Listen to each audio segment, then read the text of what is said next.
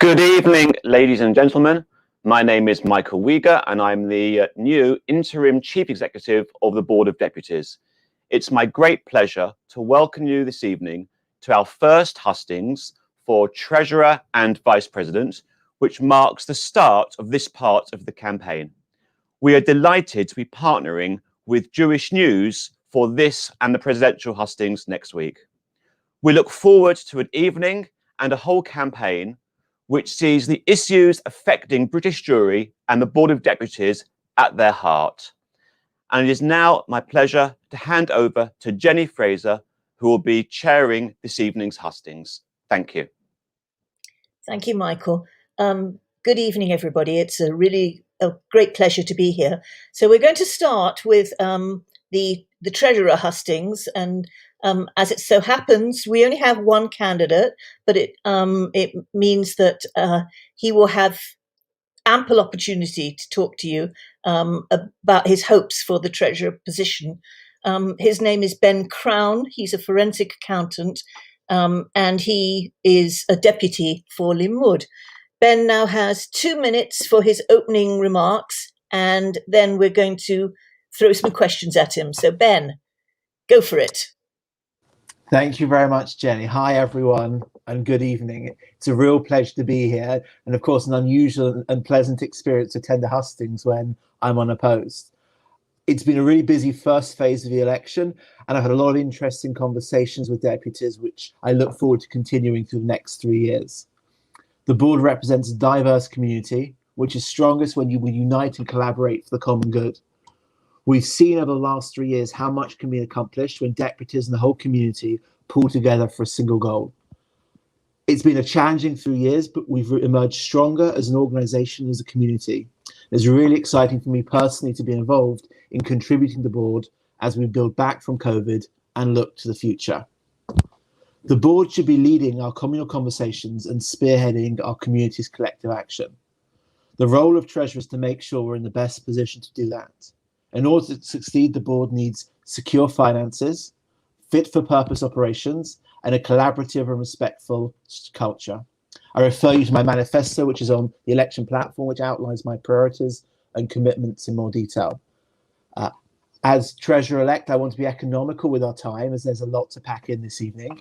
I'm, of course, happy to take questions now, but I also really encourage and welcome deputies to be in touch with me directly by email with your interests and concerns over the next few weeks. Thank you very much. Thank you, Ben. So that's a good start. We are now going to go to questions that have been submitted in advance. The first one comes from Ruth Hart from Bournemouth Reform. She asks, if elected, could you provide a brief annual breakdown of income and expenditure for the membership of our shuls?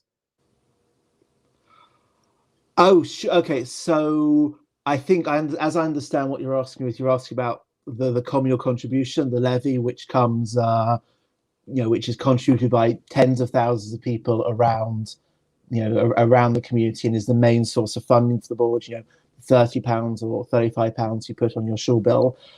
It's an ongoing conversation to balance off, on the one hand, the transparency of how much we want to share and we want to engage, we want to give deputies as much information as possible, but on the other hand, not creating an invidious environment where shuls, for whatever reason, aren't paying in as much or aren't collecting as well, feel that they're being singled out, feel they're being shamed, and so forth. I think certainly we can look to provide that information with the deputy for that shul. I think that would be a very sensible measure to help with collection. And I think more broadly, it's an ongoing conversation which we've had at the FNO, at the Finance and Organisation division in the last couple of years as to what's the best method of trying to ensure we collect as much as possible, to demonstrate the board's representative nature, to bring in funds that we can spend and spend sensibly in pursuit of our goals, but without creating an atmosphere where people feel they're being put on the spot, and schools feel they're being put on the spot for not necessarily kicking in as much or paying through as much as the shul down the street. So I think it's an ongoing conversation, but certainly we can look to do more in that direction. Thank you. Thank you. So our next question, we don't have a name to join with this question, but the deputy has asked, many United Synagogue shuls are reducing the number of deputies they send to the board in order to save costs. This both leads to a democratic deficit and is against the recommendations set out in the Bush report. As treasurer, will you reduce the fees per deputy to enable the United Synagogue to send its full allocation? I think, I'm not sure. Obviously, I'm aware anecdotally of a couple of US shuls that are reducing their representation. I'm also aware of shuls that are increasing. I think we would need to wait and see. I don't know we could go as far as to say that many shuls are reducing the number of deputies. I think if people are reducing the number of deputies, the most important thing is to find out why. The rep fee that shuls pay is a reasonable amount of money, but it's not an enormous amount of money. I can't. I would find it hard to take on face value that shuls are reducing their representation purely as a cost-cutting measure. There may well be other things going on. I think we would be reluctant to offer discounts to, what for the most part are solvent and stable synagogues in Northwest London, when we're trying to make sure that we collect enough money that the board can do what it needs to do, and when we want to be offering discounts to shuls which are smaller, shuls which are out in the regions, shuls which are struggling financially. I think discounts have to be done on a case-by-case basis. The incentive to send a deputy to the board should be to be involved in the board, to be involved in discussions, to develop, especially younger members of the community, to join the community conversations. I'm not sure it's something that we should sort of think of as this purely transactional measure where we should be looking to incentivize people based purely on sort of a bulk discount. But I'm happy to continue that conversation with Mr. X or Mrs. X or Ms. X in due course. I think it's several X's, I imagine. Okay, so the last question that we've had in advance for you, what impact do you anticipate COVID will have had on shul fees and therefore the board's finances in the months and years ahead? So it's hard to tell, and there's been a certain amount of there's some tea leaves one can read. On the one hand, JPR, the Institute for Jewish Policy Research, have done already a couple of surveys. It looks like for the most part, shul fees are holding up. People are contributing to them as sort of a key part of our communal infrastructure, but on the margins, there are people who are looking, there are more people who are asking for a bit of a discount, and it's easy to see the communal contribution is one of the things which, if it feels more optional, people might be less likely to pay. On the other hand, the communal contribution, as far as I'm aware, in the last year, in the last 18 months, has held up well. I think people have seen the work that the board's been doing on COVID, on anti-Semitism, on all our other priorities, and are aware that it's important to kick in. And of course, the F&O and the board's professional staff have been diligent in chasing up and making sure money is receipted over in good order, and that shuls don't excessively take their time in paying. I'm optimistic that this year will be a good year for the communal contribution, as I think last year was a reasonably good year for the communal contribution, and we'll take it as it goes. More generally, there is of course a big question about the sustainability of the community and its infrastructure in its current shape and form in 10 or 15 or 20 years' time. That's not purely a COVID conversation, but that's a very important conversation. It's one where at the board we should be involved with. But that's, I think, a much bigger question than I can sort of answer in the 19 seconds I have left. Well, well done for having a go. Okay, Ben, thank you very much for that. Those are your answers to the questions we've had in already. So I'm going to ask people in the back room if we can open this up to the audience now, and if there are questions you would like to put to the wannabe treasurer, do please let us know, because your time is now. No questions. It's all very quiet. Ben, they love you. It's a good omen. I will take it. Thank you very much. I look forward to our next plenary, where I'm sure there will be some. Well, then, in that case, you can now, perhaps rather earlier than you'd thought, please can you deliver your closing statement? Sure, absolutely. I want to thank first of all deputies who have asked me questions this evening. I see this very much as the start of an ongoing conversation. I feel that over the last 3 years, we've had a very good and and well-run F&O. It's been collegial. It's been efficient. I really encourage deputies who are interested in the board's finances, in fundraising for the board and the board's operations, and the way the board interacts with other organisations, to come forward, to volunteer for the F&O, to volunteer for the working groups are run, to contribute and to be involved. The board needs to do a lot of things. It needs a lot of people to kick in. It needs, above all, really more than anything, a respectful and a collaborative culture where we can all work together. And I really look forward to helping to maintain and build that going forwards. I wish you all a very good evening and good luck to all the candidates who are going to follow. Ben, thank you very much. I think you've set a terrific example to the 5 candidates who are going to be bidding to be vice president. So thank you so much. Best of luck in the elections, but you're unopposed. It's still not necessarily a done deal, but I think you've shown us the way. So thank you so much.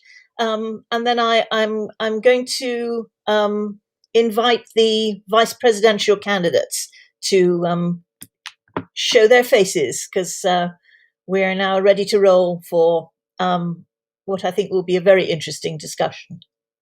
So can I introduce, please? We have 5 candidates who are standing for vice president. We have Amanda Bowman, who is currently a vice president, and she is the deputy for Hampstead Shule. Welcome, Amanda. And she has worked in communications and non-profit international companies. We have David Mendoza-Wolfson, who is deputy for the Movement for Reform Judaism, and he is a trustee of Edgware and Hendon Reform Shul, and is a political assistant at Barnet Council. Welcome to Gary Mond, who is, Gary, an accountant and managing director of a financial training firm. He's the vice chairman of the Defence Division and the deputy for JNF. He's also a board member of Conservative Friends of Israel. Richard Cohen is a solicitor and the creator of a Facebook group called Deputies Discussion. He's the deputy for Loughton and Chigwell Synagogue. Stuart MacDonald is the outgoing treasurer. He's been treasurer of the board for 6 years and an honorary officer. He sits for Liberal Judaism on the board, and he runs an international corporate finance firm. So it's going to be a really interesting discussion. So can I, we have used a random app in order to say who speaks when, people to make their opening remarks. So can we start with Stuart, please? You have 2 minutes to charm the audience. Jenny, I don't know about that, but thank you. Well, where should I start? Look, a former board president once told me, don't court popularity, just get the job done. This sage advice has defined my 2 terms. Quite successful. We're in surplus again. I've been nominated by deputies from right across the political and denominational spectrum, and my views are firm. No compromise on discrimination based on race, gender, sexuality, or denomination. Strong and constructive support for Israel. Anti-Semitism, no compromise. My approach is one of building bridges, moderation, modernization, consensus. I say sectional interests are a diversion. Let's focus on what unites us, like our love of Israel and our community in all its diversity, on our advocacy work, on fighting anti-Semitism, defense of Israel in religious practice, on education, interfaith, and outreach. My proposals reflect what most deputies want, and they're achievable. First priority, action against anti-Semitism. Ilan Halimi reminds us of what we face. Women's and young deputies councils with real authority and real teeth. Grow our regional presence from the Northwest to Scotland and elsewhere. A real voice for deputies, strip back the wallpaper, real debate, real feedback with town hall meetings, surgeries and workshops. A board ambassadors program to empower deputies to represent the board within and outside the community. Good governance, let's depoliticize, making the constitution fit for purpose. Let's have a strong international voice, tell the Mizrahi story, call out persecution like the Uyghurs, be a light to the nations. Remembrance and education, use the Holocaust's uniqueness to build awareness of both the Jewish and broader experience of genocide. Let's build on the last 6 years' achievements. As Vice President, I'll deliver a similar quality of results as I have as Treasurer. As the man said, I'll get the job done. Thank you for listening. Thank you, Stuart. Now can we hear from Richard, please? Richard Cohen.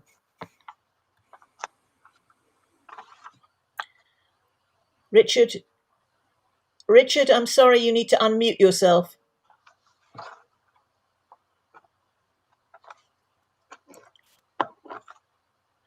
Yeah.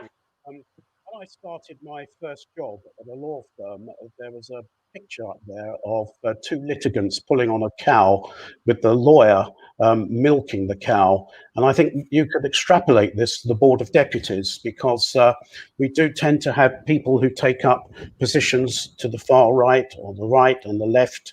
Due to the toxicity of debate, the people who benefit most are our enemies. I think we need to bear that in mind, that what we do and what we say is being listened to far and away. So, Jenny, you mentioned the Facebook group that I set up, Deputies Discuss, and the banner for that group, you can see Menachem Begin on the left, Yuri Avnery in the middle, and President Sadat on the right. The reason that I chose these three people is because it shows to me the capacity for people's views to change and evolve over the years. Menachem Begin was the head of the Harut party that only abandoned its policy of believing that Jordan was part of Greater Israel in 1964. Yuri Avnery fought for the Irgun, but he transformed himself into a left-wing leader who actually believed in a binational state and was mostly daggers drawn with the likes of Menachem Begin. Anwar Sadat started out as a pro-Nazi during World War II, and of course he spearheaded the Yom Kippur War against Israel, but ultimately he came to be a good friend of Israel. And you'll see in this picture that Menachem Begin is actually embracing Yuri Avnery. So I feel strongly that a similar situation applies to our ambassador. Richard, I'm sorry, you've run out of time. Yeah, okay, thank you. But I'm sure we'll return to some of those themes. Thanks very much. We're next going to hear from Gary Mond. Gary, you have 2 minutes. I have the greatest of respect for my four fellow candidates. Yet it is clear, if you read all of our manifestos, that what sets me apart is that I am the change candidate. My colleagues appear to be broadly happy with the way the board is run, only proposing small tweaks here and there. First, all major board decisions which are not time sensitive to this board policy after approval by deputies at a meeting. From the last 3 years, a few examples might include our policy on Chinese Uyghurs, our opposition to the government's benefits policies, our support for the Holocaust Memorial near Parliament Square, and our strategy on the environment. Those issues should be put to a vote of deputies rather than merely being adopted as board policy by the 5 honorary officers. This approach will make deputies engaged and will move us away from the feeling held by so many deputies that they're merely wallpaper. Second, the 64 deputies who serve on divisions must be made to feel useful, be given roles, and it's important to identify what these roles might be so that work is done not just by the staff, however excellent they may be, but also by deputies. Third, we must be far more active in the fight against anti-Semitism. The number of board announcements needs to be radically increased and other actions should be considered. Many in our community perceive the board as having lost a lot of ground in recent years to other organisations who seem more committed to fighting Jew hatred than we are. Finally, it's no secret that the board is bitterly divided at present. Whoever wins this election, we must try to unite because what we have in common is infinitely greater than what divides us. Never forget that the anti-Semites hate us all and we need to work together to keep them at bay. Thank you very much. Thank you, Gary. And our next candidate up is David. You have 2 minutes. Thank you very much. Giving back to the community is central to every part of my life. I've been a member of Edgware and Hendon Reformed Synagogue since birth. It's where I had my bar mitzvah, where I trained to be a youth leader, where I taught at Cheder, where I'm now a trustee. I get to give back to the community that has done so much to form who I am as a Jew. I'm running to be a vice president of the Board of Deputies because I want to give back to our community. I believe I have the skills, the experience and the passion to create a truly representative board fit for the future. I will work to make sure that the board meaningfully engages with all deputies and gives them the opportunity to help formulate and guide board policy through project groups, debating divisional direction at plenaries, and real consultation to find out where deputies and their constituencies stand on the things that matter to our community.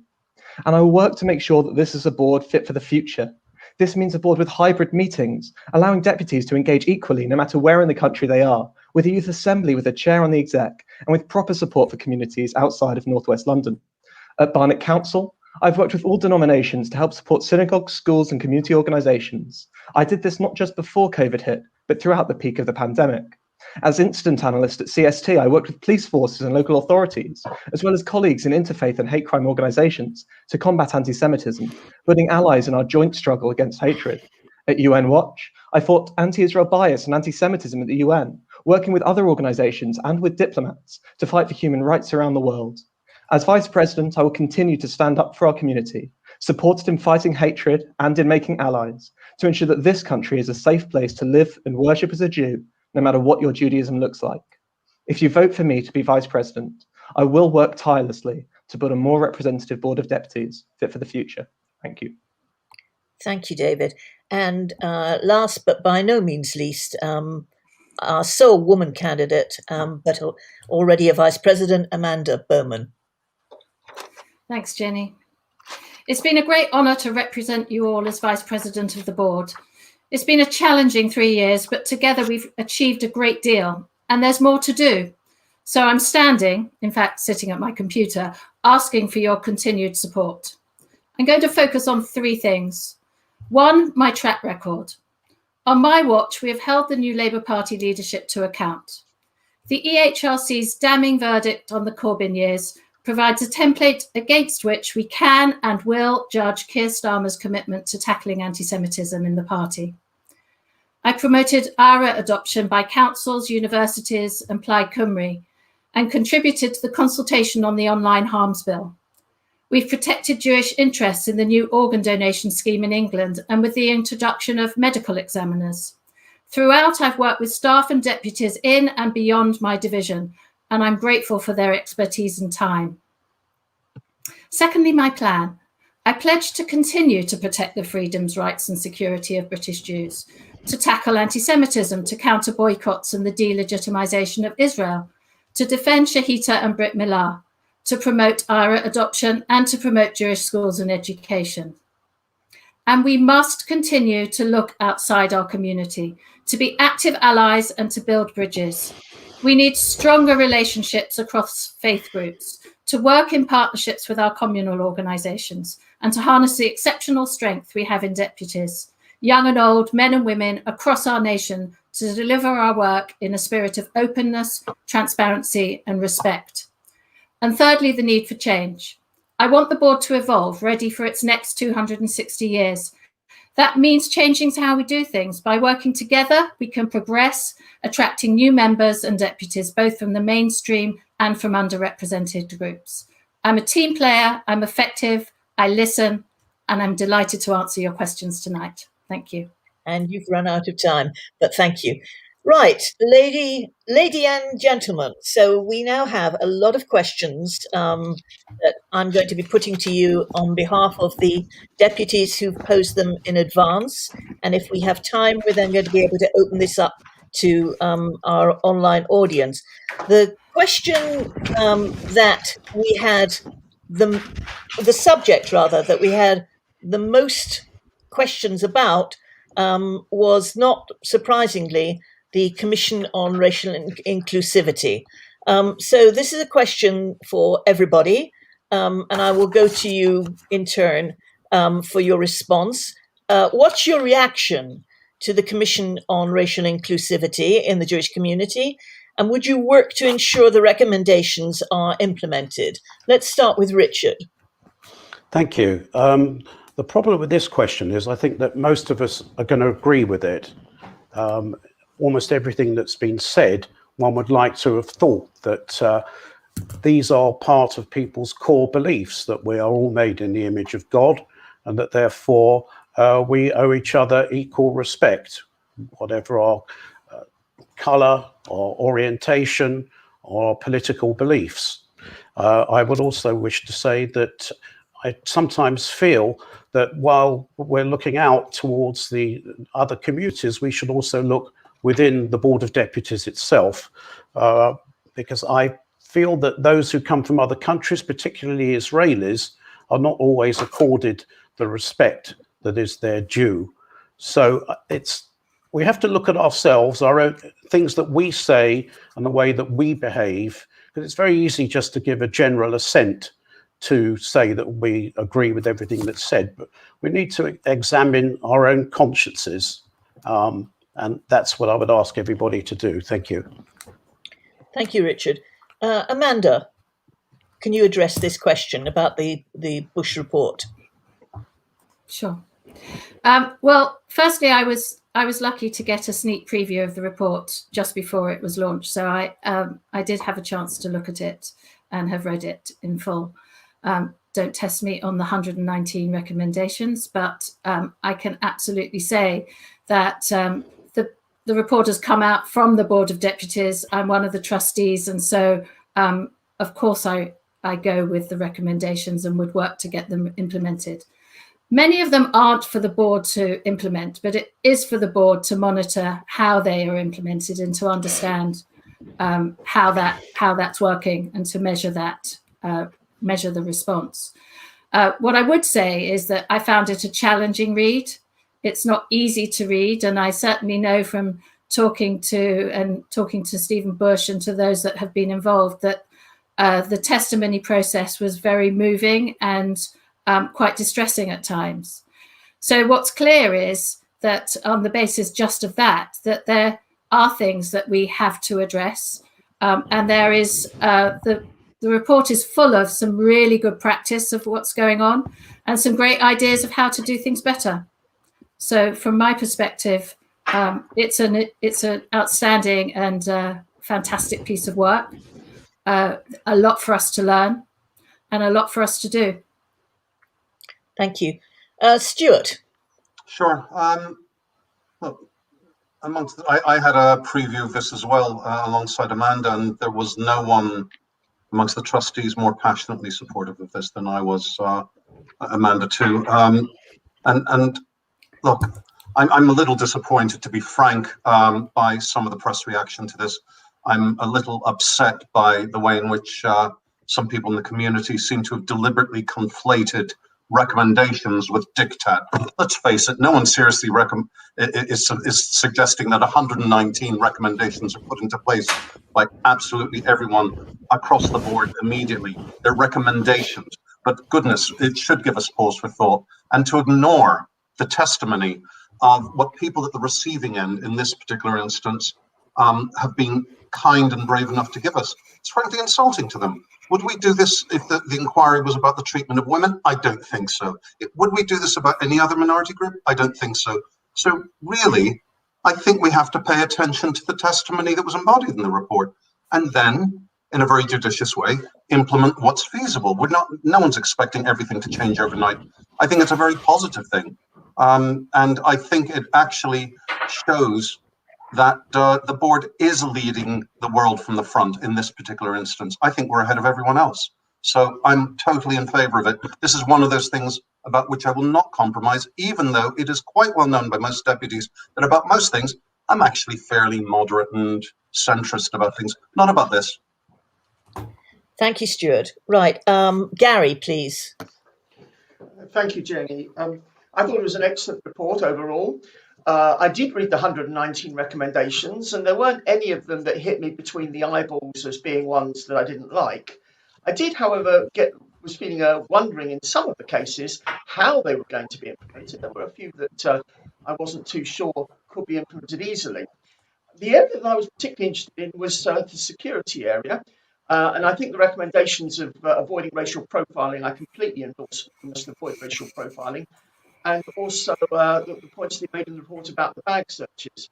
The reason I'm very interested was because I did spend 3 years between 2006 and 2009 as being in charge of security on a Sunday morning at one of the largest Haiders in the country, where I was working very much under the auspices of the CST, having to liaise with the parents who had to conduct the security, and I really felt for them because sometimes it's very difficult to make snap decisions. The other area of the report that was interesting was the welcoming committees. I think that's a good idea, but you've got to be so careful that they mustn't be seen to be patronising people because it can be counterproductive. And the other area of the report that I found particularly interesting was the comments about Ethiopian Jews being particularly offended when anti-Israel speakers were invited to their shores, particularly those from the Labour Party, because Ethiopian Jews are probably more Zionist than almost any of us because of their own individual experiences and how Israel saved the lives of so many of them. Finally, I wouldn't some of you may read the commentary from a journalist called Misham Mansour, which was kind of supportive but slightly critical. It was in the JC on page 5. Her final point on saying that we must focus on what unites us more than what divides us, I thought is at least worth considering. Thank you. Thank you, Gary. And David. So, like everybody else here, I absolutely welcome the report. I'd say it's just a shame that it took the murder of a black man in America to get the board to consider that this is something that we need to take seriously, because we know that actually racial inclusivity has been a problem in our community for many, many years. And I'd also like to just quickly pick up on something Stuart said. If this was a report about female inclusivity, but of course the board did have a report on female leadership back in, I think, 2011, 2012. And this is something that isn't talked about anymore. And yet women are still only asking 25% of questions at board meetings. What we've got to make sure is that this report isn't just seen as being done now that it's been given to us. We need to live the report. We need to make sure that we're living its recommendations and that we are encouraging our constituencies to do the same. I was really heartened to see the response that denominations gave, that CST gave, that the board gave of the report. But welcoming it is one thing. We need to make sure that we live it, that our community lives it, and that it's a welcoming place for all people. Thank you. Right, let's move on. So our next question does have a name attached to it. It's from Amos Schonfeld, who's the deputy for Yachad. He asks, how will each of you represent and engage with the well-documented diversity of views across the community on Israel? So, Gary, let's start with you. Thank you, Jenny. Well, we're in the fortunate position that last July we had a debate at the board on the two-state solution, And the outcome was 95 votes in favour and I think 59 against. So there's a settled position at the board in favour of the two-state solution. That I certainly would not advocate another debate on Israel in the next triennium unless some major initiative took place there. It's important to hear all views at the board on Israel. But beyond the fact that I believe our position is now settled on the key area, I don't feel that there's a need really to engage beyond what I've just said. Thank you. Thank you. Amanda, where do you sit on this issue? All deputies are aware, and I suspect that all of us in British jury are aware, that there's a huge diversity of views in the community on Israel. From my perspective, as far as the Board of Deputies is concerned, we absolutely stand with and for Israel. We love Israel. Stuart said it in his opening remarks that we absolutely love Israel, but we absolutely, as a board, stay out of internal Israeli politics.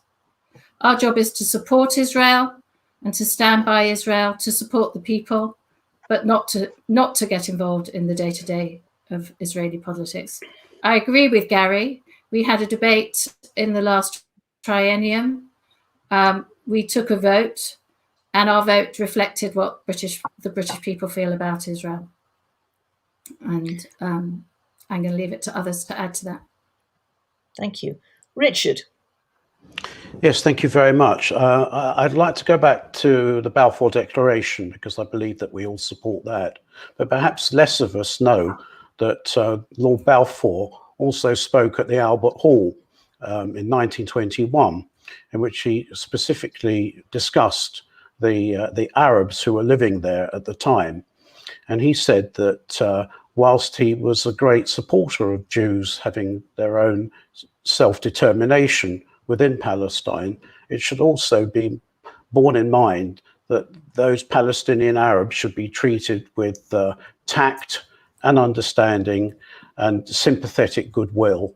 And sometimes I think that this has been absent, not least in relation to people's opinions of the ambassador and whether we should engage with her.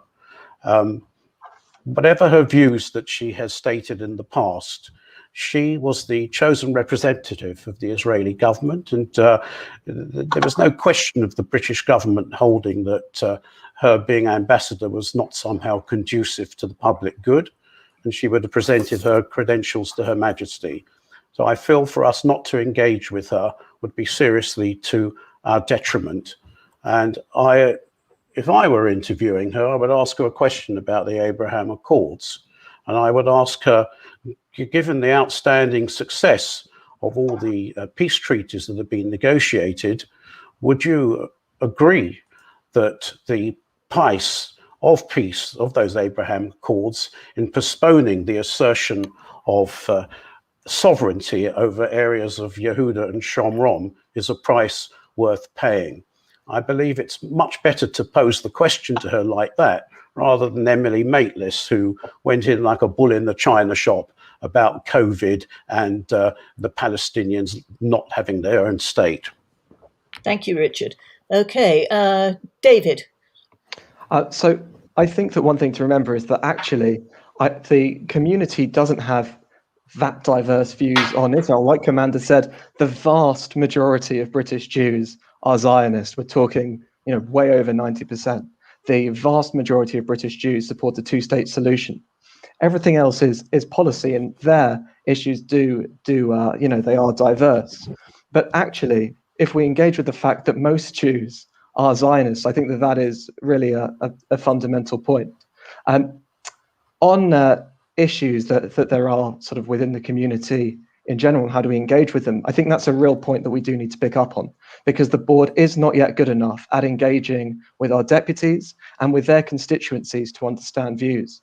I sit on the international division at the board, and where Israel has been a hot topic when we decided to try and do a consultative piece, that did get shot down earlier in the triennium. So I'd say, how will I represent and engage with people? We need to talk to them. We need to find out where people stand. We need to find out what we can do to best support Israel, because British Jewry is Zionist. The British Jewry does support a two-state solution, and I'm just glad that's now reflected officially in board policy that was voted through, like the others said just last year. Thank you. So, Stuart, what do you have to say about this question? An awful lot, which I'll try and fit into 2 minutes. Look, there are differences within the community. It's not at the level of whether we're Zionist or not. It's not at the level of whether we accept the two-state solution or not. It's about whether we can, within the context of, as it were, the family, be critical or not. I'm not saying that one should be or one should not be, but there is a big difference between speaking infra-dig, as it were, within these four walls, about something with which we may be unhappy or which we wish to question, and going public with it. There's a world of difference between those two. And it is, it's facile to pretend that everyone is behind everything the government does. Of course it's facile. Nevertheless, how would one engage with this?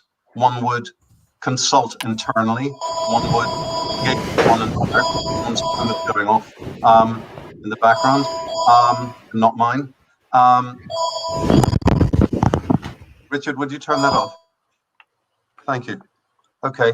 In the 56 seconds now left to me, I'll simply say, how would one engage with this in practice? We would continue to engage with one another within the board and get a sense of where we all stand on particular issues. It would be exceptional to go outside of the bounds of the board with anything that was critical, and it would be even more exceptional to go outside of the bounds of having, as it were, a quiet word with the people we're in touch with at the embassy and elsewhere. But that's really it. I mean, at the end of the day, I agree with most of you. We're all Zionist. We're all on the same side on this. Thank you very much. So then there is actually a follow-up question to this, because it skirts on the same issue. Comes from Nigel Tobias from Bowden Synagogue in South Manchester. He asks, would the candidates agree that Na'amod putting up posters accusing Israel's ambassador of racism are disrespectful and disreputable? And do you agree that any deputies found responsible for putting up such posters should be disciplined? So let's start with you, Gary. A very simple answer. It was disreputable. It was verging on the obscene. I think it was insulting, and I condemn it totally. As regards discipline, that will be a matter for the Constitution Committee if somebody puts in a formal complaint. But I'm completely disgusted by what I saw. Thank you. Well, okay, that's as definite an answer as you're going to get. David, where do you stand on the Na'amod posters?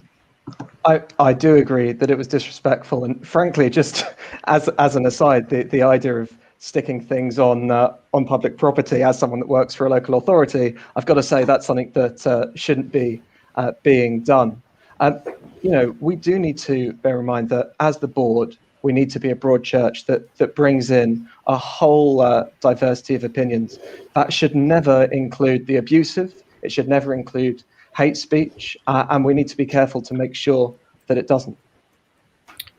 Thank you. Amanda? Well, I certainly agree it was disrespectful, but I'm not sure that we don't know. I think if the question is, if it was found to have been a deputy that did it, what would we do? Then, as Gary says, that some kind of complaint would need to be taken to the Constitution Committee that would be the case. But we need to absolutely fully respect Israel and the ambassador who represents Israel. It was disrespectful. I agree with David with what he says, but people have different views, and we need to be able to hear them and engage with them. I don't always agree with the way that some people want to put those views over, but I do want to hear those views. You do want to hear them. Thank you. Right, who has not responded to this question yet? Richard? Yes, let's make sure I'm unmuted. Well, as I said in my opening statement, people's views do evolve. And it may well be the case that at some time in her career, Miss Hotovali has said things that perhaps she now regrets because she was a politician at the time and she's now a diplomat, and the skills are very different. But if you look at the papers today, you'll see that she has outrightly condemned Lahava, the right-wing group whose philosophy gave rise to people saying death to Arabs in Israel. And I have reason to believe that she does support the Abraham Accords, not just because she's a member of the government and she's a diplomat and she supports the government, but I think she feels that there are some things that are actually worth more than land itself, and that peace and prosperity is one of them. And in the same way as the views of Menachem Begin and all the others I showed evolved, I feel hers too. And one thing I do find particularly disrespectful is that when I watched the Liberals interview her, one of them actually had the effrontery to call into question her credentials to be ambassador at all. And yet, if you go onto the website for the Israeli embassy in London, you'll see that not only did she qualify as a lawyer, but she got a distinction in her examinations. She served in various roles in government as well. And not just that, but she's come along to the United Kingdom, and thank goodness she's a representative from Israel who speaks flawless English. So for the reasons of her background and her academic skills, we should definitely engage with her. Thank you. Well, that was a passionate defense. I'm going to move on to some questions about anti-Semitism. We've got a question. How would you ensure that the board tackles the increasing prevalence of the far right and the increasing threat that their anti-Semitism poses to our community? And we have another question that I would like to fold in with that, which actually comes from another person. Do all candidates think that targeted boycotts of settlement produce is anti-Semitic? So let's start, Stuart, with you. Yeah, Jenny, you missed me out from the last one. Oh, I beg your pardon. I'm so sorry. And the only point I would make is, however strong my views are, I think I'm pretty good, and this is one of the bases for my running as a candidate in this election. I'm pretty good at embracing people on both sides of an argument. It doesn't matter whether I agree with them or not. In the interest of the greater good, I can subsume my own views in order to be able to deal with people of right and left. And that's what that last question was about in many ways. But with regard to this, what would I do about the resurgence of anti-Semitism on the far right? It's been coming at us like a freight train for years. And frankly, I would kick its butt. It's as simple as that. We can't compromise with it. It's got more form than any other form of anti-Semitism. And I'll leave it to the others to fill out that one. Frankly, there's nothing that gets my goat more than that. So what was the other question? So I think there was a supplementary question about, did candidates think that targeted boycotts of settlement produce was anti-Semitic? Oh, for goodness sake. You know, you can understand the rationale for all sorts of things, but at the end of the day, yes. I mean, BDS I bracket with anti-Semitism. Call me intransigent on that, but I take it and I put it in the same bucket. It's abhorrent. Thank you. That's my answer. Well, you would have a little bit extra time because we cut you off before, but no, I'm going to be succinct and give the other candidates plenty of time to fill out on that. I don't think that we're going to have substantive disagreement. Maybe we will. Okay, so David, let's go to you. Anti-Semitism. Yeah, so I used to work as the incident analyst at CST. I literally recorded, categorized, and analyzed every single incident of anti-Semitism reported in the UK. So I know what this looks like. And look, it's coming from the far left, but not just the far left. It's coming from the far right, but not just the far right. It's coming from religious extremists, and it's coming from people who just hate Jews and don't know why. Now, I remember when I was with CST, Assistant Deputy Commissioner Neil Basu, who's responsible for counter-terrorism in the UK, coming and speaking about how far-right extremists posed possibly the greatest threat from a terrorist perspective on our community. And that's definitely something that we need to bear in mind and we need to counter. But we have to understand that, you know, we can't just kick its butt. It's not just going to disappear. It's not as easy as that. This is a form of hatred that is always going to find a way. What we need to do is engage with the government, engage with social media platforms that are giving these anti-Semites the ability to speak their hateful language on their platforms. So we need to speak to Twitter, to Facebook, to YouTube, just like I did when I was at CST, and make sure that they sign up and publicly say that they're against hate speech and hate crimes. And then we need to hold them to account, because just like with the report, letting someone get away with just saying that they're against something isn't enough. We need to make sure that they are living it, and that if people are posting anti-Semitic content, be it from the far right, be it from the far left, be it from religious extremists, that is being taken off the platform, and that the individuals that are posting it are being blocked and, where possible, prosecuted. So where do you stand on the issue of boycott of settlement produce? Do you think that qualifies as anti-Semitic? I mean, it seems strange to me to have those two questions together. It absolutely can be anti-Semitic. I am very much of the opinion that, just like the IRA definition, we can't always paint everything with the same brush. I would say if you are boycotting it because it is from Jews, then absolutely that is anti-Semitism. That's not maybe always going to be the case, as is always going to be true of boycotts. But by and large, the reason for boycotts, and absolutely the BDS movement, is an anti-Semitic movement and needs to be called out. Thank you. Amanda?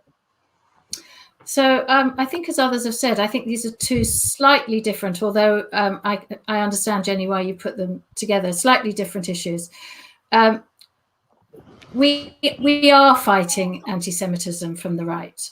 We absolutely are. And, you know, for those of you, my colleagues on the Defence Division, we're absolutely clear. We tackle anti-Semitism wherever it comes from. It's very sad that we have seen over the last 5 years or so a rise in anti-Semitism from the left, but the anti-Semitism in the right has not gone away. As David has said, it's just finding itself in different places.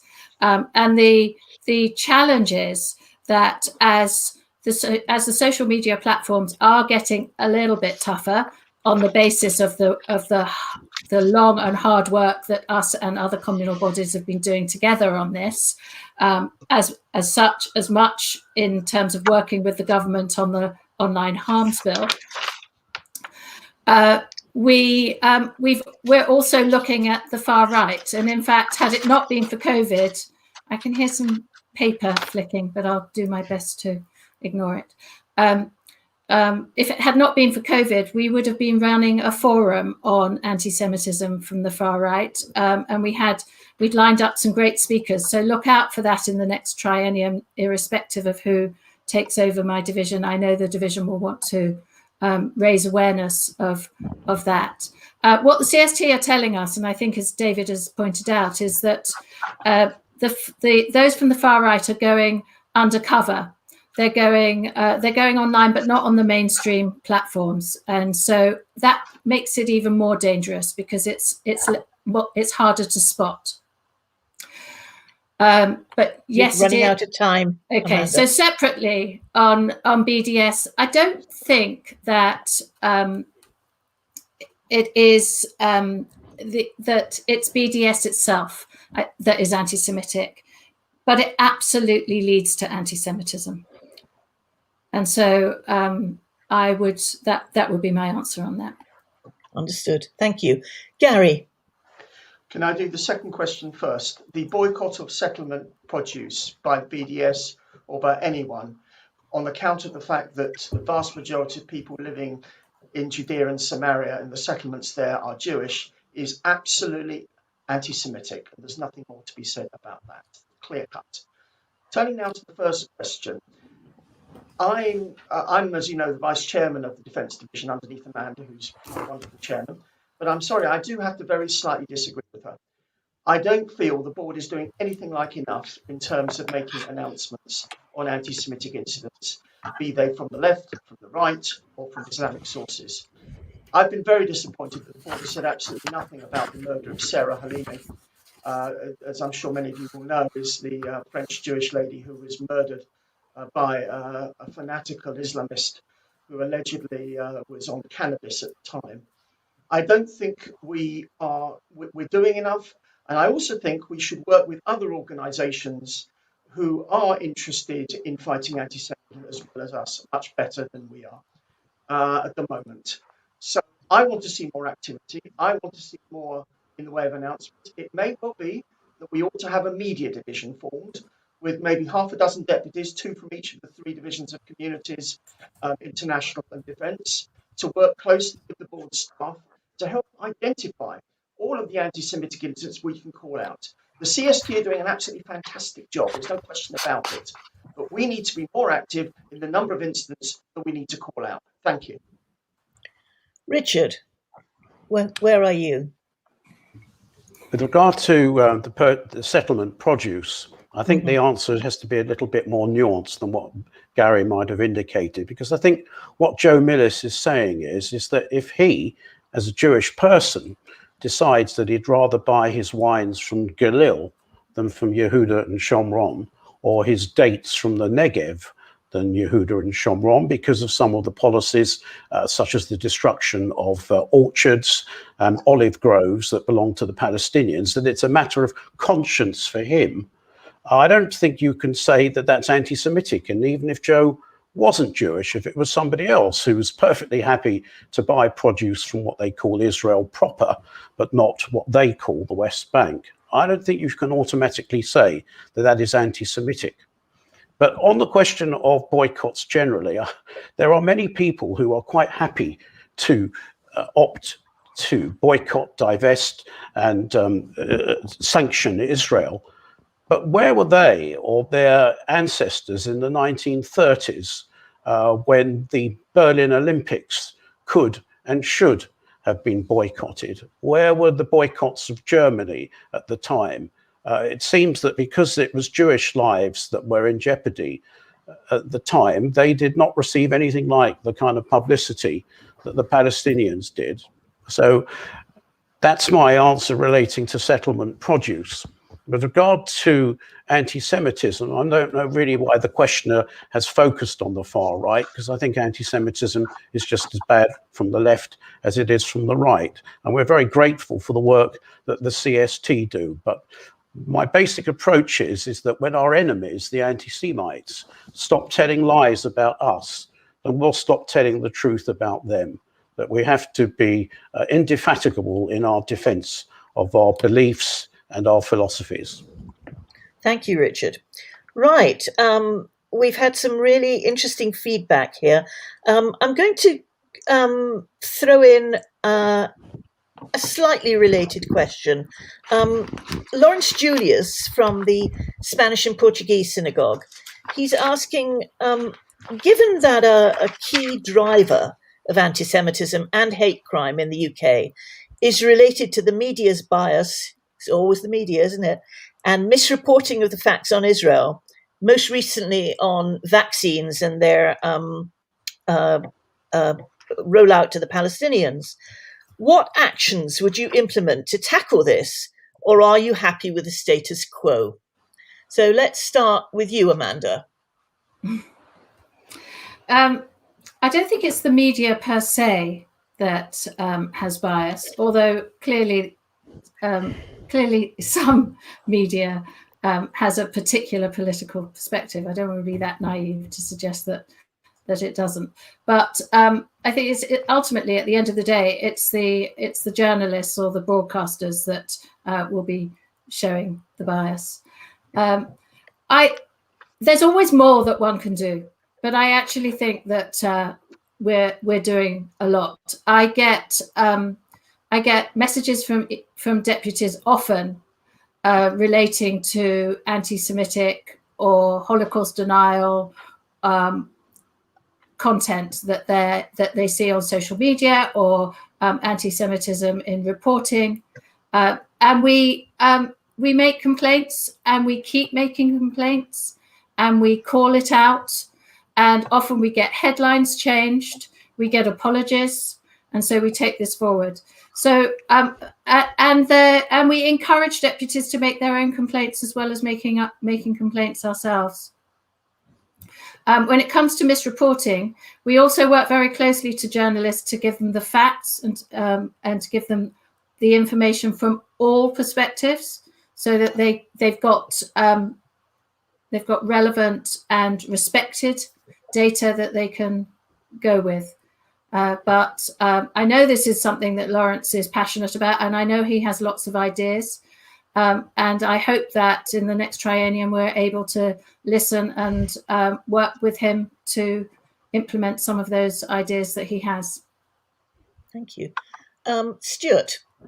Yeah, really carrying on from what Amanda's saying, we actually do a lot, and much of it does not meet people's eyes, but we do an awful lot. We can always do more. You almost cannot do enough here. By the way, I'll make no apology for the terseness of my answer to the previous question about anti-Semitism. We can be nuanced in our tactics, but in the end, our basic approach has to be firm. And I think it's diversionary to not recognize that. But with regard to this, yes, Lawrence has been pushing the idea of a division for a while. That would involve perhaps constitutional change. That is also one of the issues that we face going forward. We have to push that forward in order to have new divisions.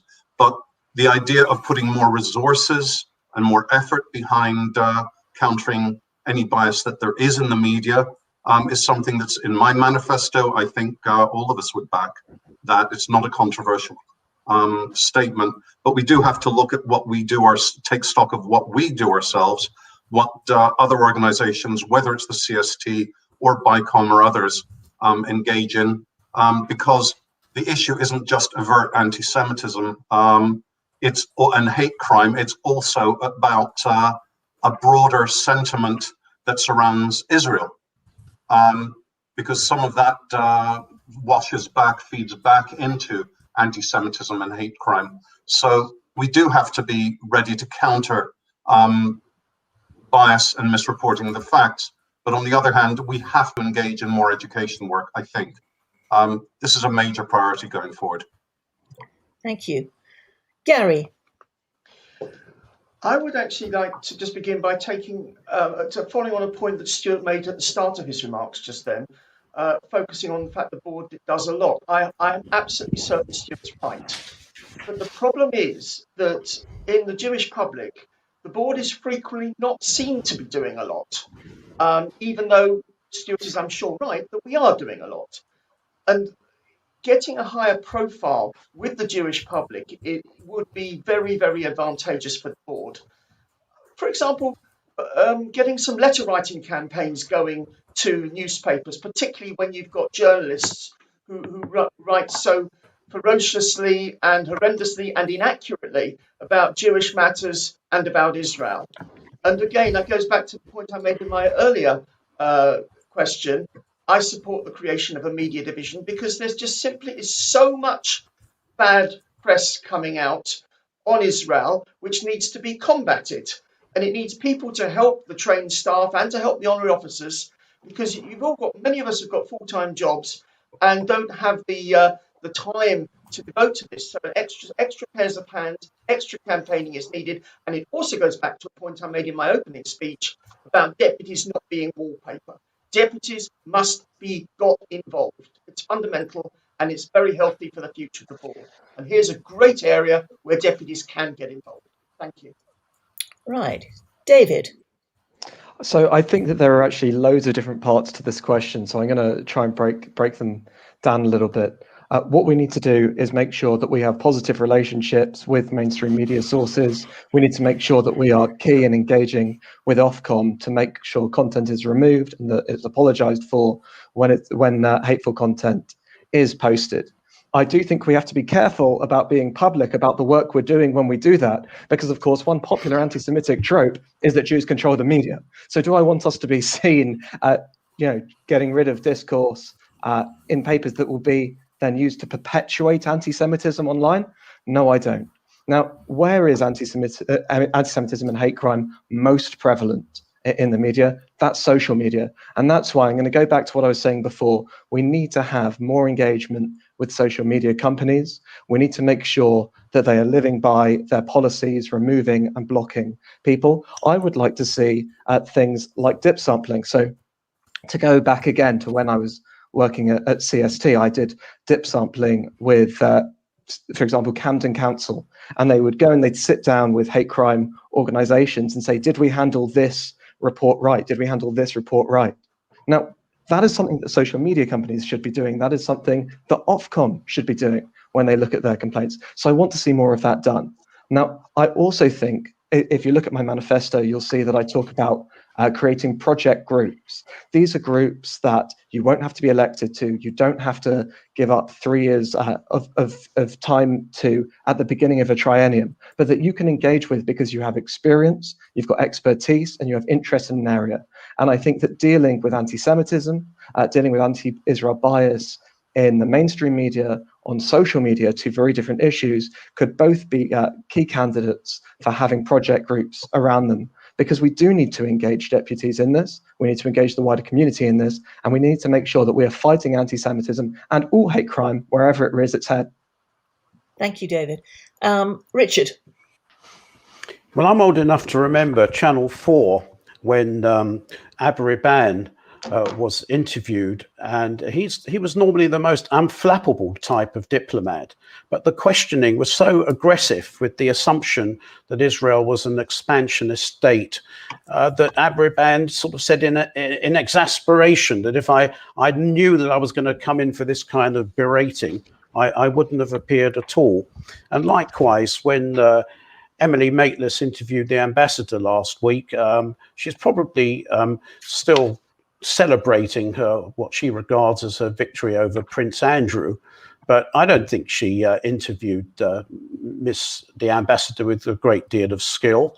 And there have been other instances on the BBC after a French supermarket act of terrorism, where Jon Snow, or one of the reporters, asked one of the victims whether she felt that the attack on the supermarket was somehow connected with Israeli policies towards the Palestinians, which I thought was a pretty insensitive thing to do on the day or the day after a terrorist attack.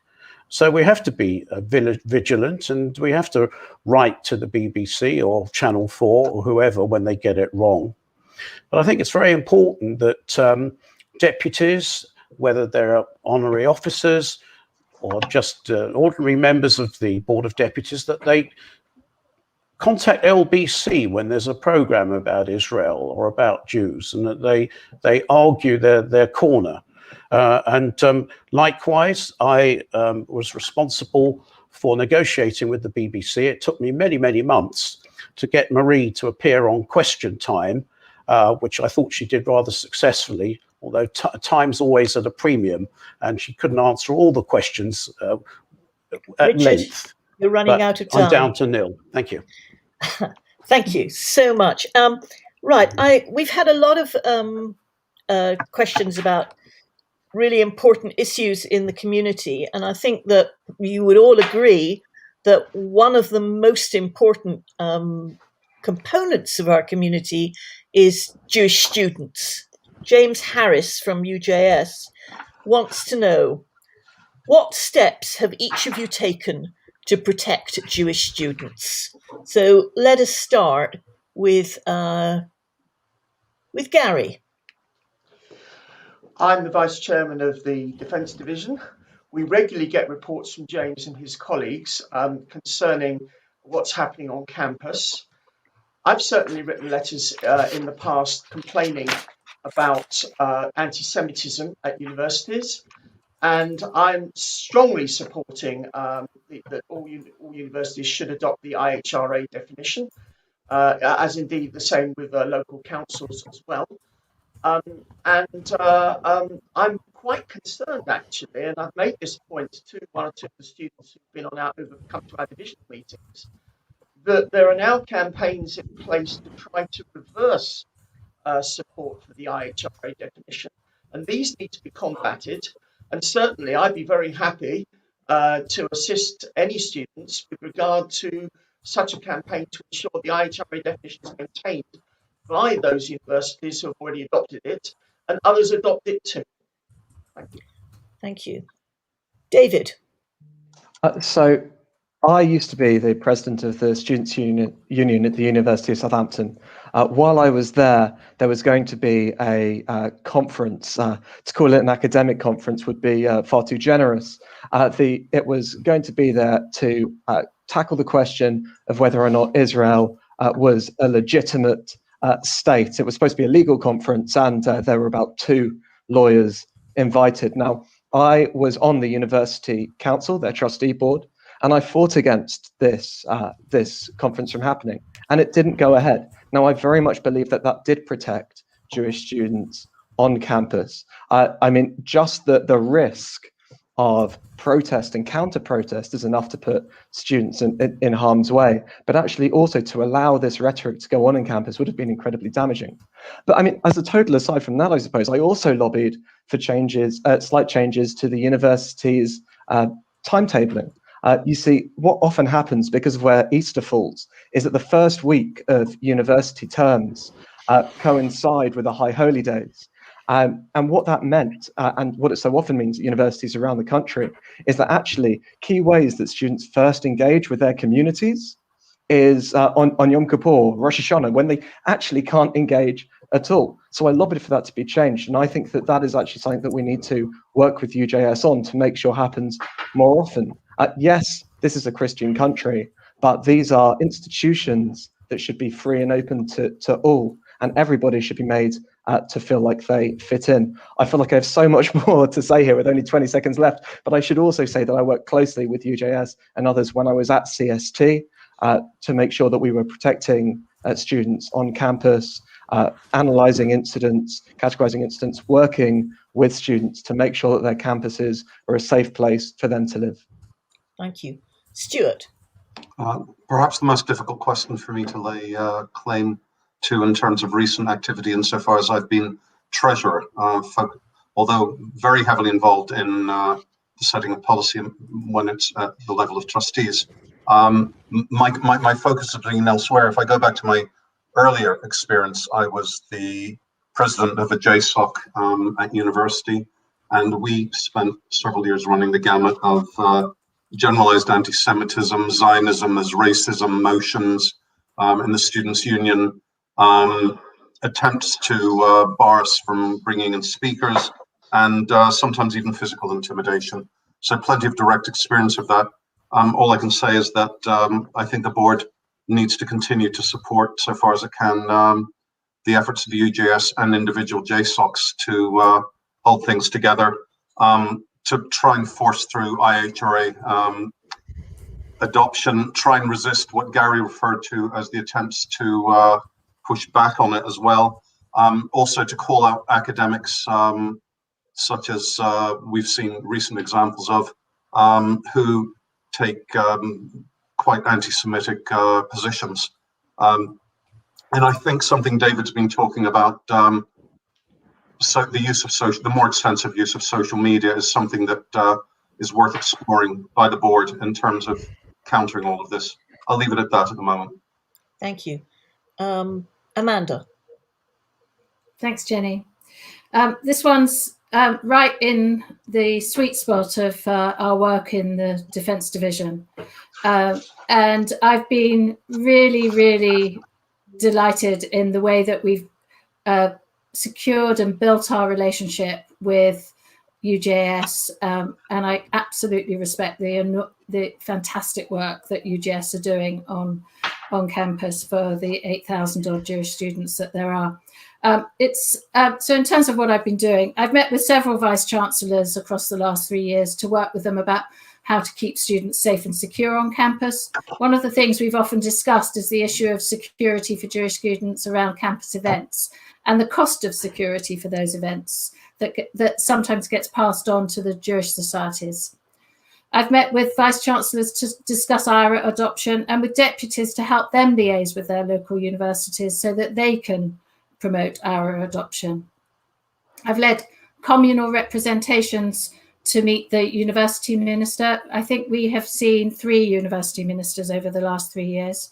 And I've worked with the chaplaincy to make sure that Jewish students aren't disadvantaged when religious holidays fall on Shabbat. Of course, there's a lot to do. The other thing, of course, that we've done at the board is to support Jewish students during COVID. And our COACH manager, Sarah Radovan, has been coordinating with deputies and local universities in terms of how to support students on campus when they were stuck there at the beginning of term and needed some help. Thank you. Thank you very much. Richard. Well, it's been a long time since I was a student, so I don't really have a lot of input as to what I'm actually doing personally to help students to make safe. But it's clear to me that there's a very big difference between free speech and hate speech. And I am strongly of the view that somebody like Professor Miller in Bristol should be investigated for hate speech, and if he's found to have indulged in it, he should be disciplined accordingly. There is one thing that I have done which is easy for anyone to do, and that is to look up a particular academic at a particular university, find out his or her email address and write to them and try and reason with them and explain why their views about Israel or perhaps their views about Jews generally are wrong. I mean, they're academics by profession, so they should be open to reason. And this is something that anybody can do. And I have done it on several occasions. But other than that, I can't disagree with anything that my colleagues before me have said, and I would endorse them. But I don't think it's right for me simply to repeat what they've said. Thank you very much. So let's look at some more domestic issues. 2 questions which will take, more or less together. Carol Abrahams from Catford and Bromley asks, she says, I know I'm not alone in being dissatisfied with both conduct and content of plenary meetings. If you are elected, how would you go about ensuring their speedy improvement? And along with that, I'm going to wrap in a question. I don't know who this is from, but they ask, is the board's Constitution Committee fit for purpose? And if not, what changes would you like to see implemented? So let's talk about the plenary situation first. And Amanda, you're a vice president, so let's kick off with you. I think for as long as I've been a deputy, this will be my 4th triennium. So I've been a deputy for 9 years now. For as long as I've been a deputy, people have commented about the plenary meetings. And certainly my first few plenary meetings were nothing like anything I'd ever experienced in my life. The temperature's too high.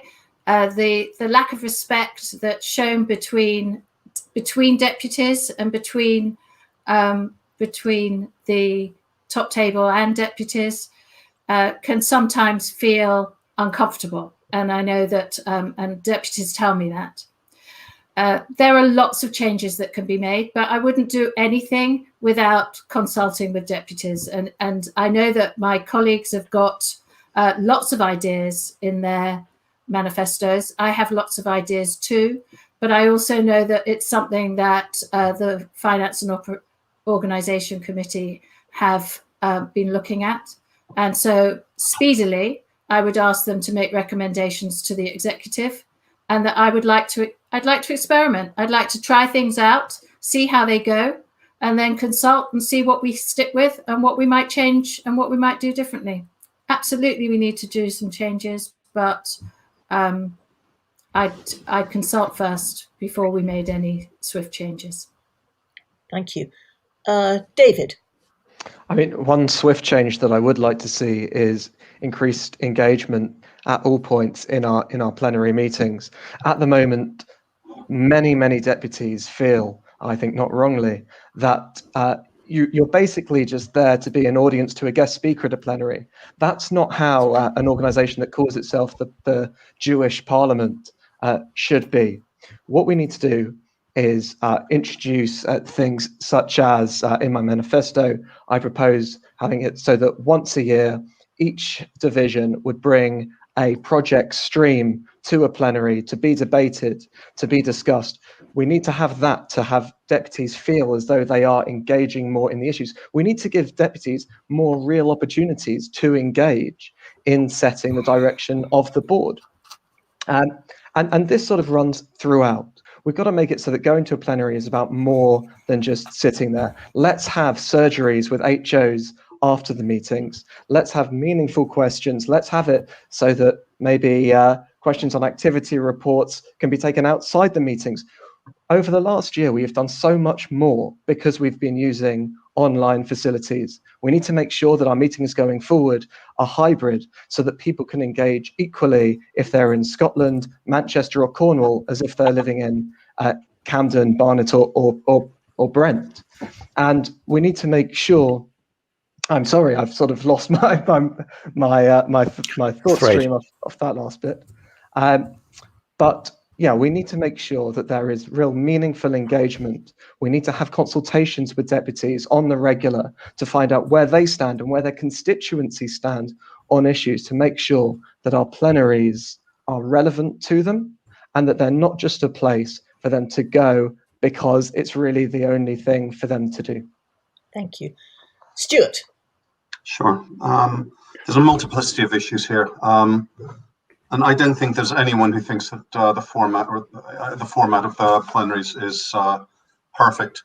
There's too much time spent declaiming in the direction of the deputies from the top table, and that's partly to do with the current reporting structure. And it might be a matter of breaking that up. One deputy in correspondence recently has suggested breaking that up so that only one division reports each time, giving space for more amplified reporting and interrogation of what that division's doing than is currently permitted. There's not enough room for debate. I think we all know that, although running debates was trialed. It didn't get that far, but it could be justified. I think that women do not come forward, and the atmosphere to which Amanda referred sometimes is febrile and therefore does not encourage people to come forward. There's almost literally a shouting down of women deputies. Young deputies are often patronized and not given as much space as they might have. The idea that David's talking about hybrid meetings, I think we all accept that the nature of work, let alone our interaction generally, is never going to be the same again. There's nothing to stop us having hybrid meetings, and perhaps that will enable us to have possibly fewer, possibly the same number, but longer meetings.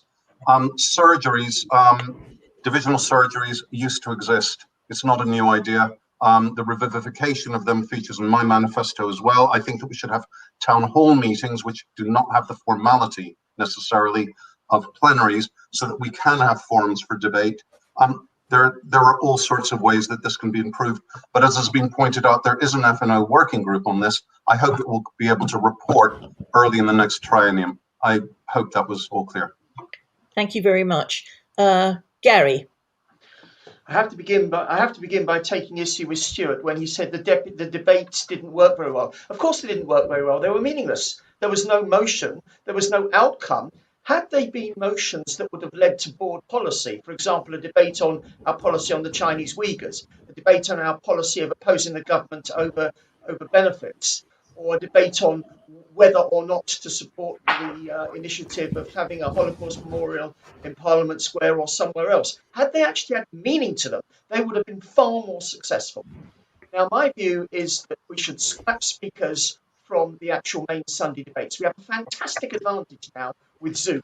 There is no reason why speakers can't come, and I'm sure they probably would prefer to come and speak to us via Zoom at 7 o'clock on a Wednesday evening rather than 10 o'clock on a Sunday morning.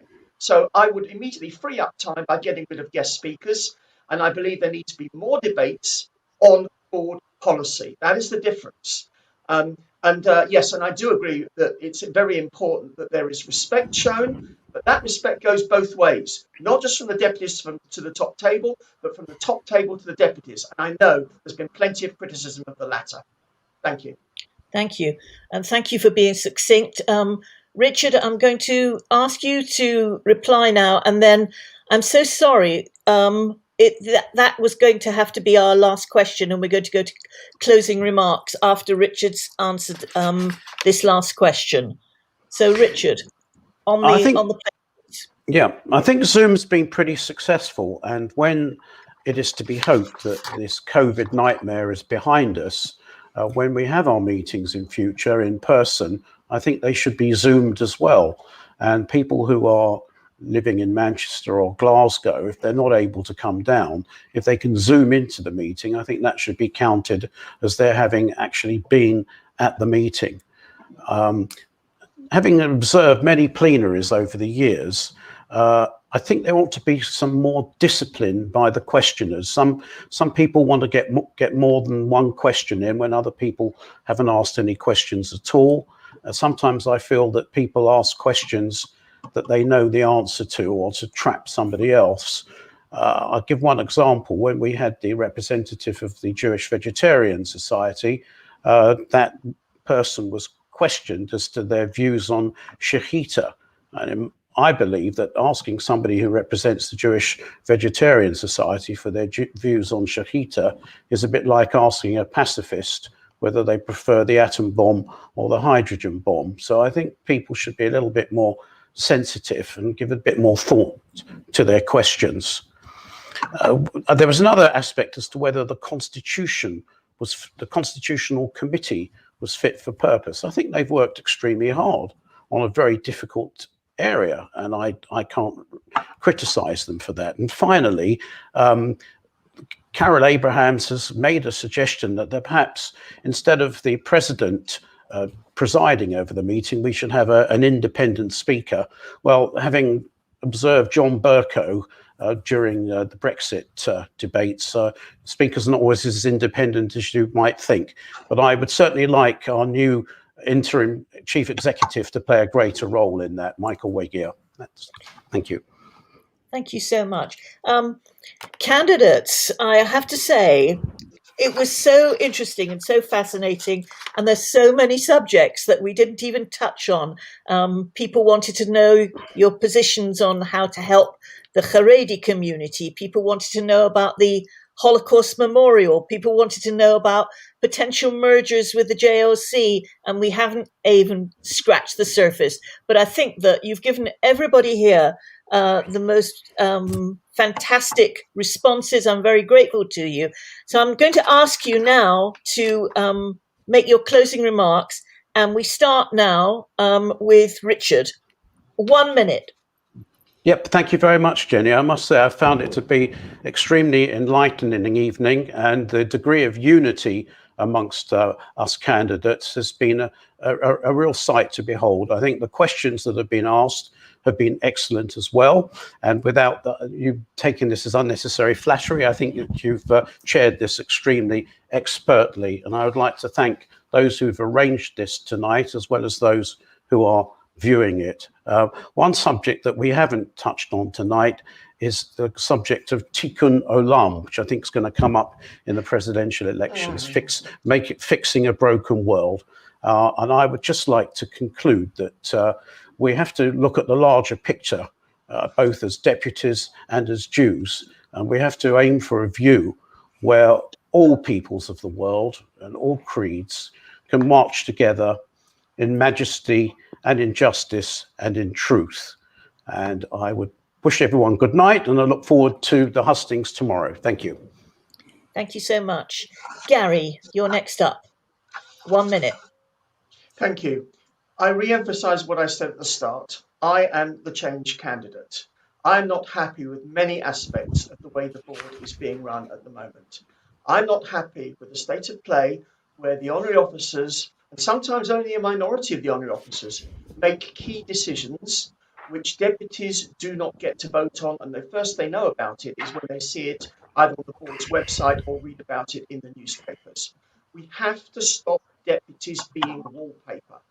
They must have the chance to voice their views on the key issues of the day, and in particular on the key decisions that the board is going to be making on their behalf. Also, I think that it's very important in the next triennium we get the constitution sorted out, and I've said in my manifesto there's a simple way of doing it. You airlift the current constitution into the new structure, and then you have individual votes on the different areas. Thank you very much. Thank you, Gary. Amanda, 1 minute. As Vice Chair of the Communities Division, the Board's Gender Equality Champion, the Chair of BODSA, and part of the Women's Group leadership, I worked and involved many deputies in raising and tackling social justice issues and inequalities. And over the last 3 years, you've seen I have the qualities you need in a Vice President. I'm reflective, respectful, open to new ideas, and a listener. I hope you found me to be inclusive, creative, fair, hardworking, and most important, effective. My commitment to every deputy and all British Jews is to work towards a board that actively engages and uses the skills and expertise of deputies, that makes an impact on the issues that matter, and that we build a Jewish community that is strong, secure, vibrant, engaged, and above all, united. Thank you. Thank you very much. David. This evening, I've spoken about who I am and what I want to achieve as Vice President of the Board. I've spoken about my track record standing up for the Jewish community, which I've done at home and around the world. I do this as a member of our international division of the Zionist General Council, a trustee of my shul and the London Jewish Forum, and in my work at Barnet Council. I did this at CST, at UN Watch, and as president of a students' union. Every step of the way, I've worked to build allies with other communities, making sure that we are never having to fight alone. I will continue to do this as Vice President and will work tirelessly for a better, more representative board fit for the future. I will enact policies to ensure that we are truly engaging with deputies to really understand what our community wants and needs, and working with companies, police forces, councils and the government to make sure that all British Jews can practice their Judaism freely and safely. In order to do this, I ask, please support me with your first preference vote to be a Vice President at our Board of Deputies. Thank you. Thank you, David. And last person, closing remarks, Stuart. Okay, I'd like to thank you, Jenny, and also all the other candidates. Between them, some very, very good ideas. I've been writing them down. I hope the rest of you have as well. We can actually implement some of them. I'm just going to recap my priorities. Firstly, fight anti-Semitism and discrimination, because this fight is our fight. Listen to women deputies, young deputies, regional deputies. Give deputies a greater voice, a greater role. Strip the wallpaper. That was my expression, not that of the right. I invented that one. Community and social engagement alongside political advocacy. Look, my work as treasurer and trustee across 6 years means I understand how the board works. As a deputy, I've spent a dozen years listening to many dozens of you, and I have a pretty good idea of how to make the sort of things I've been hearing from different deputies feasible and put into practice effectively. So if you want someone with a proven track record, ready to build bridges for the greater good, and who gets the job done, please vote for me.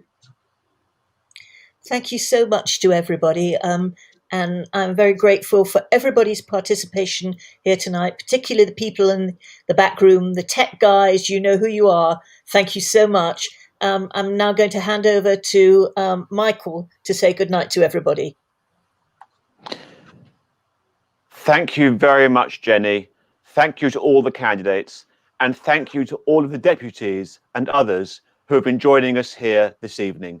May this be the start of a continued campaign where we put the issues facing the community at its heart, and remember, everything we are doing We're all watching, we're all being observed. We all have a duty to live by the principle of dogma ishit, personal example, and run a fantastic issue-ridden campaign. Thank you very much and have a good evening.